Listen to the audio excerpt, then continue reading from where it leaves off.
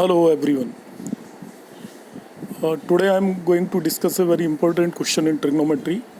Although the question is not from the NCERT, but this is important and it will help in generating a concept in your mind. तो question हम देखते हैं. The question is 1 plus cos 7 pi by 8 into 1 plus cos 5 pi by 8 into 1 plus cos 3 pi by 8 into 1 plus cos pi by 8 is equal to 1 by 8. तो question देखने में लग रहा है क्वाइट कॉम्प्लिकेटेड लग रहा है बिकॉज इसमें 7 pi by 8 3 pi by 8 and pi by 8 जैसी टर्म्स आ रही हैं और उनकी वैल्यूज़ हमें पता नहीं है. इसको करने के देर आर टू वेज. तो यदि हमारे को फॉर्मूले पाई माइनस थीटा और पाई प्लस थीटा के बहुत ज़्यादा क्लियर हैं तो हमें क्लियर कट पता लग रहा है कि cos 7 pi by 8 actually it is minus cos pi by 8. तो कैसे माइनस cos पाई बाई 8 हुआ है यहाँ पे देखिए.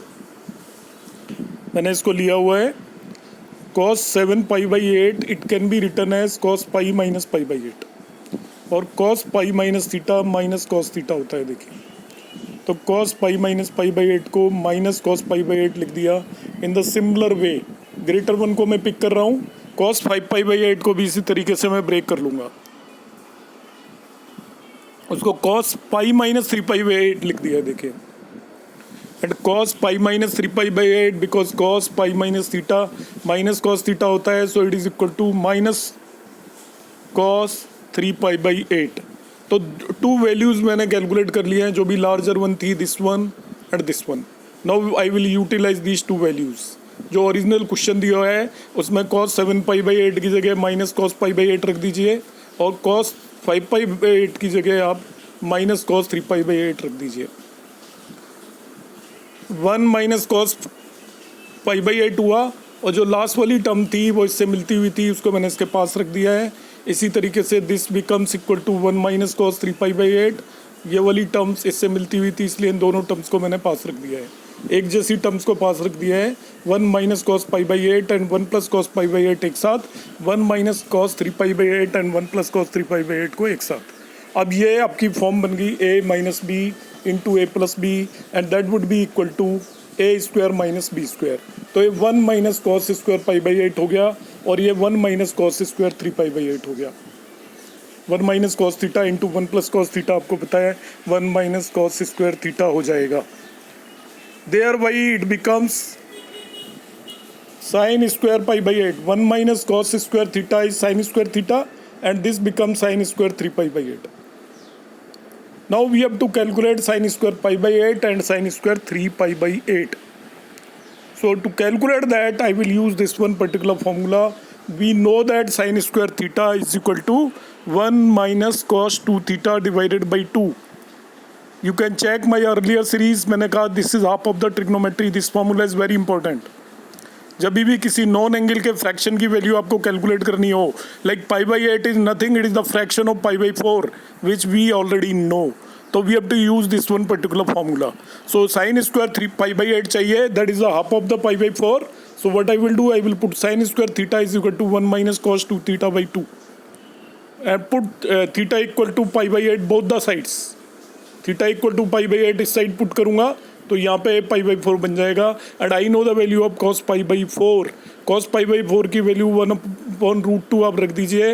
मैंने डायरेक्टली इसको सिंप्लीफाई कर दिया है. 1/2 रूट रख के एलसीएम लूँगा तो I will get it is √2 minus 1/2√2.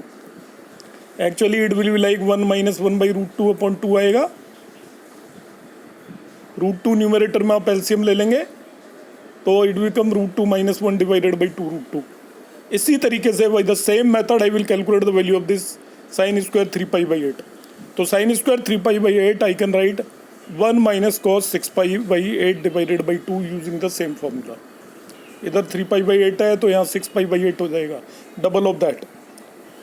ठीक है, नेक्स्ट पेज पे मैंने किया हुआ है. देखिए on the next slide sign square 3 pi by 8 की वैल्यू निकाल रहा हूँ. तो उसमें आपको पता है कि यहाँ पे cos 6 पाई बाई 8 की वैल्यू की ज़रूरत पड़ेगी. cos 6 पाई बाई 8 की वैल्यू निकालने के लिए cos 6 pi by 8 is nothing but it is cos 3 pi by 4. 2 से कैंसिल आउट कर दिया. अब पाई और पाई बाई 2 के बीच में जब भी एंगल आए तो will use pi minus theta. तो 3 pi by 4 can be return as cos pi minus pi by 4.